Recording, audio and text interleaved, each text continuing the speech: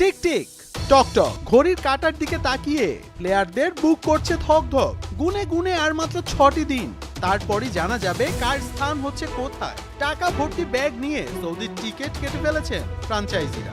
এখন প্রশ্ন হচ্ছে টাকার পরিমাণটা কার কত এবং কোন প্লেয়াররা নিলামে থাকবেন হট ফেভারিট, যাদের জন্য টাকা ঢালতে ফ্র্যাঞ্চাইজি মালিকরা কিপটেমি করবে না এক বিন্দুও। এবারের আইপিএল নিলামে সবার আগে তোলা হবে 12 জন খেলোয়াড়, যাদের ভাগ করা হয়েছে দুটি সেটে, মার্কি সেট 1 এবং মার্কি সেট 2।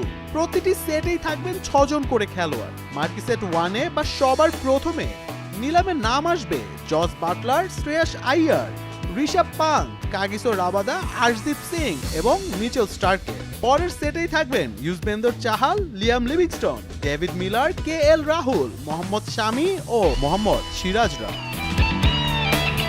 এই 12 জনকে নিয়েই বিটটা চলবে বেশি। সব দলই চাইবে 2 জন না হলেও অন্তত একজনকে নিজের দলের করে নিতে। তবে টাকাটাও যে ঢালতে হবে, এখন পর্যন্ত সবচেয়ে বেশি 110 কোটি 50 লাখ রুপি আছে পাঞ্জাব কিংসের কাছে। লখনৌ ও গুজরাতের আছে 69 কোটি, আরসিবির 83, দিল্লির 73, তাছাড়া চেন্নাইয়ের 55, কলকাতার 51 এবং হায়দ্রাবাদ ও মুম্বাইয়ের আছে 45 কোটি করে। সবচেয়ে কম আছে রাজস্থান রয়্যালসের 41 কোটি রুপি। প্রীতি জিন্তার দল পাঞ্জাব কিংসই সবচেয়ে বেশি প্লেয়ারদের দলে টানবে, কারণ তারা রিটেইন করেছে মাত্র 2 জনকে। বাংলাদেশের মধ্যে সবচেয়ে প্রথমে ডাকা হবে মুস্তাফিজকে। এই কাটার মাস্টারের সিরিয়াল আছে 26 নম্বর সেটের 181 নম্বরে।